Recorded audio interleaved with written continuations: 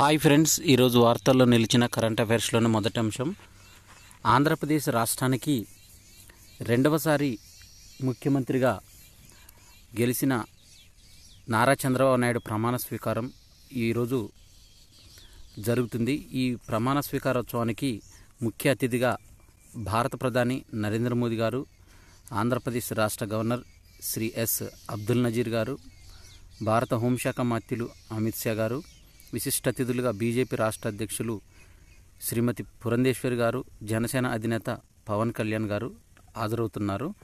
ఈరోజు ఉదయం 11:27 Kesarapalli IT park దగ్గర గన్నవరం కృష్ణా జిల్లాలో ప్రమాణ స్వీకారోత్సవానికి ఏర్పాట్లు చేశారు.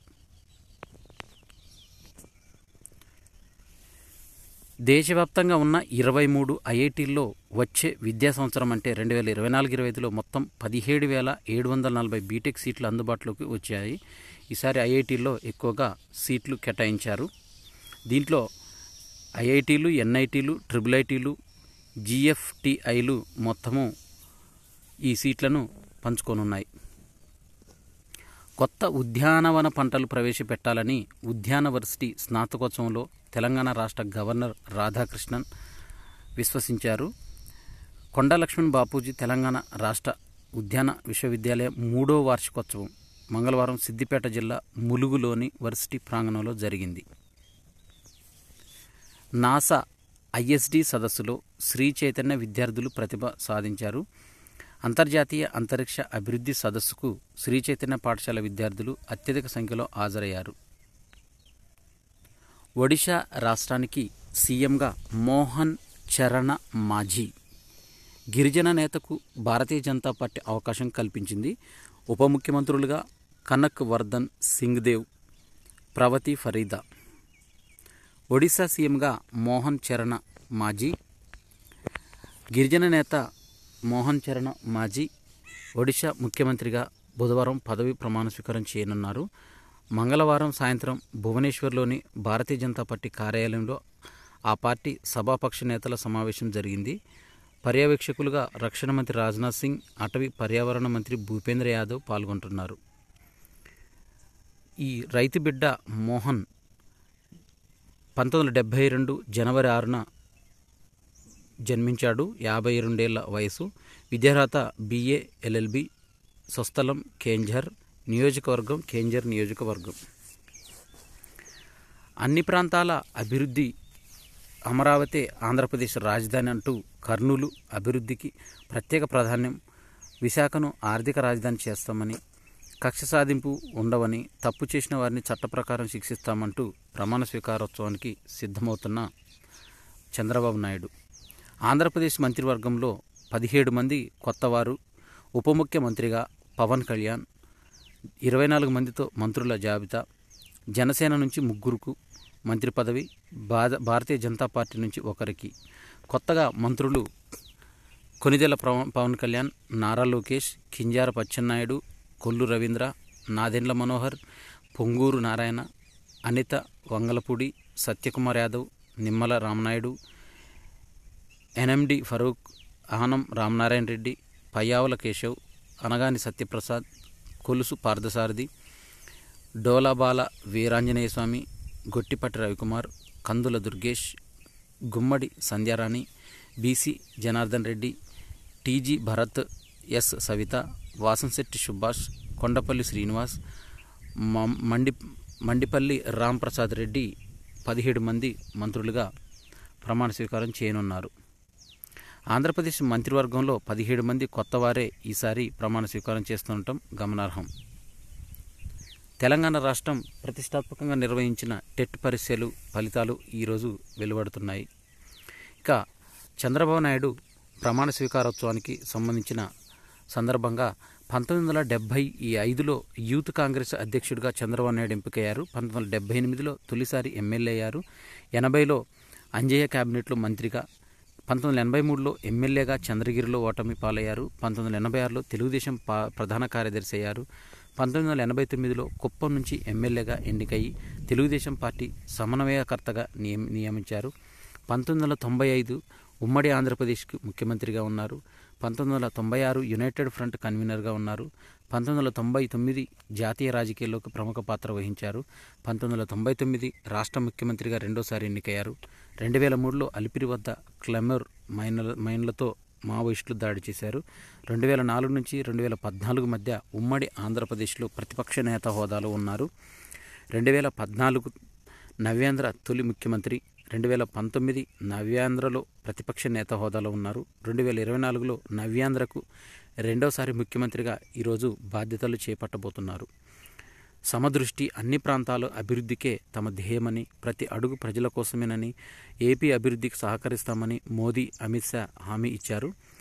ఎన్డీఏ శాసనసభ పక్ష సమావేశంలో తెలుగుదేశం పార్టీ అధినేత చంద్రబాబు నాయుడు వెల్లడించారు.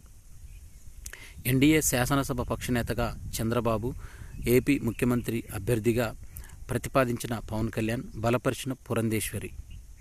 ప్రజల ఇబ్బందులు గుర్తిద్దాం, అత్యున్నత పాలన కోసమే ఇంత అఖండ విజయం జనసేన అధ్యక్షుడు పవన్ కళ్యాణ్ అన్నాడు. పార్టీ శాసనసభ పక్షనేతగా ఎన్నికయ్యారు. అనామిక తొలి మహిళ హెలికాప్టర్ పైలట్గా నియమించబడ్డది. అమ్మాయిలు అంకెల సంఖ్యలు దాటి ముఖ్యంగా అన్ని రంగాల్లో సత్తా చాటుతున్నారు. ముఖ్యంగా దేశ రక్షణ వ్యవస్థలో భాగమైన త్రివిధ దళాల్లో తమదైన ముద్ర వేస్తున్నారు. ఆ మధ్య అవనీ చతుర్వేది ఒంటరిగా యుద్ధ విమానాన్ని నడిపిన తొలి భారతీయ మహిళగా చరిత్ర సృష్టించారు. తాజాగా ఐఎన్ఎస్ రాజాలి హెలికాప్టర్ ట్రైనింగ్ స్కూల్లో శిక్షణ పొందిన అనామిక బి రాజీవ్ అరుదైన ఘనతను సాధించారు. తమిళనాడు అరక్కోణంలోని నౌకాదళ ఎయిర్ స్టేషన్లో జరిగిన పాసింగ్ అవుట్ పరేడ్లో సబ్ లెఫ్టినెంట్ హోదాలో ప్రతిష్టాత్మక గోల్డెన్ వింగ్స్ను అందుకున్నారు. అనంతరం భారత నౌకాదళంలో మొదటి మహిళా హెలికాప్టర్ పైలట్గా నియమితులయ్యారు. దీంతో అనామిక సీకింగ్స్, ఏఎల్హెచ్ ధ్రువ్స్, చేతక్స్, MH-60R వంటి హెలికాప్టర్లు నడపడానికి అర్హత సాధించిన మొదటి అమ్మాయి. ఈ విమానాలు anti piracy, search and rescue, నిఘా కోసం వాడతారు. ఇందుకోసం ఆమె 22 వారాలు కఠిన శిక్షను పూర్తి చేసుకున్నారు. అనామిక ఆర్థికాభివృద్ధిలో అగ్రగామిగా భారత్ నిలవబోతుందని, వచ్చే 3 ఏళ్లలో 6.7% వృద్ధి సాధిస్తుంది ప్రపంచ బ్యాంకు అంచనా వేసింది. ఇక ఈ ఏడాది ప్రపంచ దేశాల సగటు వృద్ధి రేటు 2.6%గా ఉంటుందని, 2025-26లో 2.7% ఉంటుందని ప్రపంచ బ్యాంకు అంచనా వేసింది. వచ్చే 3 ఏళ్లలో 6.7గా ఉండబోతుంది వృద్ధి రేటు. అంకురాలకు సానుకూలంగా హైదరాబాదు. ఇప్పటికే 7,500 సంస్థలు ఇక్కడికి వచ్చాయి. 2024 గ్లోబల్ స్టార్టప్ ఎకోసిస్టమ్ నివేదిక స్పష్టం చేసింది. దీంతో సానుకూలత ఉన్న నగరాల్లో హైదరాబాద్ ఒకటని స్టార్టప్ జీనోమ్ అనే సంస్థ రూపొందించిన ఈ నివేదిక 5 అంశాల ఆధారంగా తయారు చేసింది. ఈ ప్రధానంగా 5 అంశాలను పరిగణలోకి తీసుకున్నారు. దీంట్లో అంకుర సంస్థల సామర్థ్యం, నిధుల లభ్యత, మానవ వనరుల నైపుణ్యాలు, అనుభవం, మార్కెట్కు దగ్గర కావడం, విజ్ఞానం ఇందులో ఉన్నాయి. మైక్రో స్మాల్ మీడియం ఎంటర్ప్రైజెస్లకు 45 నిమిషాల్లోనే రుణం అందించేలా డిజిటల్ బిజినెస్ లోన్స్ను ప్రారంభించింది SBI. 25,000 కోట్ల సమీకరణకు నిర్ణయం తీసుకుంటుంది SBI. ఏటా 2 సార్లు అడ్మిషన్స్ ఇవ్వాలని విదేశీ విశ్వవిద్యాలయాల తరహాలోనే ఇక నుంచి దేశంలో వర్సిటీల్లో, ఉన్నత విద్యా సంస్థల్లో ఏటా 2 సార్లు అడ్మిషన్స్ జరగాలని యూనివర్సిటీ గ్రాంట్స్ కమిషన్ UGC నిర్ణయించింది. ఈ విద్యా సంవత్సరం 2024-25 నుంచే ఈ విధానం అమల్లోకి వస్తుందని UGC చైర్మన్ ఆచార్య జగదీష్ కుమార్ తెలిపారు. తొలి విడత జూలై టు ఆగస్టు, మలి విడత జనవరి టు ఫిబ్రవరిలో అడ్మిషన్స్ జరుగుతాయని వెల్లడించారు. అయితే ఈ విధానం తప్పనిసరి కాదని, ఐచ్ఛికమేనని స్పష్టం చేశారు. భద్రత విధుల నుంచి తప్పుకోనున్న బ్లాక్ క్యాట్. దేశంలోని ప్రముఖ భద్రతా తీరుతెన్నులను కేంద్రంలో కొత్తగా కొలువుదీరిన మోదీ ప్రభుత్వం సమీక్షించినట్లు అధికారిక వర్గాలు వెల్లడించాయి. ఇప్పటికే ఆ దిశగా అడుగులు పడినట్టు కేంద్ర హోంమంత్రిత్వ శాఖ తగిన కసరత్తు చేపడుతుందని పేర్కొన్నాయి. ఇప్పటి వరకు VIPలకు వ్యక్తిగత భద్రతా విధుల్లో ఉన్న NSG కమాండోలతో పాటు ITBP సిబ్బందిని ఉపసంహరించనున్నారు. జెడ్ విభాగంతో 9 కేటగిరీల్లో ఉన్న వారి రక్షణ బాధ్యతలను CRPFకు లేదా CISFకు స్పెషల్ సెక్యూరిటీ గ్రూపు అప్పగించనున్నట్లు తెలుస్తుంది. ఉగ్రదాడులకు, విపత్తుల సందర్భంగా స్ట్రైక్ ఫోర్స్గా వినియోగించుకునే 1984లో నేషనల్ సెక్యూరిటీ గార్డ్ వ్యవస్థను ఏర్పాటు చేశారు. ఆచరణ మాత్రం అందుకు భిన్నంగా ఉండటంతో బ్లాక్ క్యాట్ కమాండోలు వీఐపీల బాధ్యతల నుంచి తప్పించుకున్నారు. 2012లో ప్రణాళిక రూపొందించారు. ప్రస్తుతం ముఖ్యుల భద్రతలో 450 వరకు బ్లాక్ క్యాట్ కమాండోలు ఉన్నారని, ఆ విధుల నుంచి ఉపసంహరించుకున్నాక దేశంలోని సమస్యాత్మక ప్రాంతాల్లో బృందాల వారీగా మోహరించనున్నారు. నూతన సైన్యాధిపతిగా ఉపేంద్ర ద్వివేది. దేశ నూతన సైన్యాధిపతిగా లెఫ్టినెంట్ జనరల్ ఉపేంద్ర ద్వివేది నియమితులయ్యారు. ప్రస్తుతం ఆర్మీ వైస్ చీఫ్గా వ్యవహరిస్తున్న ఆయన ఈ నెల 30న మధ్యాహ్నం కొత్తగా బాధ్యతలు స్వీకరిస్తారు. ఈ మేరకు కేంద్ర ప్రభుత్వం మంగళవారం ఒక ప్రకటనలో తెలిపింది. 1964 జూలై 1న జన్మించిన ఉపేంద్ర డిసెంబర్ 15, 1984లో జమ్మూ కాశ్మీర్ రైఫిల్స్లో దళంలో చేరారు. 40 ఏళ్ల తన సర్వీసులో అనేక స్థాయిల్లో బాధ్యతలు నిర్వహించారు. ఆయన సేవలకు గుర్తుగా పరమ విశిష్ట సేవా పథకం, అతి విశిష్ట సేవా పథకం ఆయనను వరించాయి. ప్రస్తుతం సైన్యాధిపతిగా ఉన్న జనరల్ మనోజ్ సింగ్ పాండే ఈ నెలాఖరున పదవి విరమణ చేయనున్నారు. అతని స్థానంలోనే ఉపేంద్ర ద్వివేది ఎంపిక అవుతున్నారు. అంతర్జాతీయ చెస్ సత్తా చాటుతున్న తెలంగాణ గ్రాండ్ మాస్టర్ అర్జున్ ఎరిగేసికి ర్యాంకింగ్లోని దూసుకెళ్లాడు. తాజాగా ప్రకటించిన ఫిడే లైవ్ రేటింగ్ జాబితాలో అర్జున్ 2773.9 పాయింట్లతో 4వ స్థానంలో నిలిచాడు. భారత్ నుంచి టాప్ 5లో అర్జున్ మాత్రమే చోటు దక్కింది. దొమ్మరాజు గుకేష్ 2763.3, ప్రజ్ఞానంద 2557, 7వ స్థానం, 8వ ర్యాంకుల్లో ఉన్నారు. కార్ల్సన్ 2831.8 నార్వే అగ్రస్థానంలో ఉండగా, Nakamura America second place, Fabiano Caruana third ప్లేస్లో వీరికి చోటు దక్కింది. ప్యారిస్కు ఇషా, మను రిధమ్లు కూడా ఎంపికయ్యారు.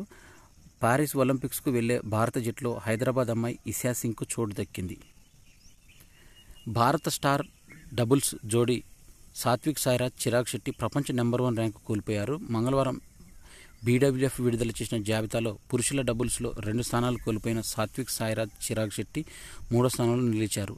లియాంగ్ ఖెంగ్, వాంగ్ చెంగ్ చైనా జంట నంబర్ 1 ర్యాంకును సాధించింది. పురుషుల సింగిల్స్లో హెచ్ఎస్ ప్రణయ్ 10వ స్థానం, లక్ష్య సెన్ 14, కిదాంబి శ్రీకాంత్ 32 ర్యాంకుల్లో నిలిచారు. మహిళల సింగిల్స్లో పివి సింధు 12వ ర్యాంకు, మహిళల డబుల్స్లో అశ్విని పొన్నప్ప, తనిషా క్రాస్టో 19, గాయత్రి గోపిచంద్, ట్రిసా జాలీ 24 స్థానాల్లో ఉన్నారు. ఇవి జూన్ 12, 2024కు సంబంధించిన కరెంట్ అఫైర్స్. ఈ వీడియో నచ్చినట్టయితే లైక్ చేయండి, షేర్ చేయండి, కామెంట్ చేయండి. నా ఛానల్ సబ్స్క్రైబ్ చేసుకోవడం ద్వారా నేను చేసే వీడియోస్ అన్నీ మీకు నోటిఫికేషన్ రూపంలో వెలువడతాయి. Thanks for watching.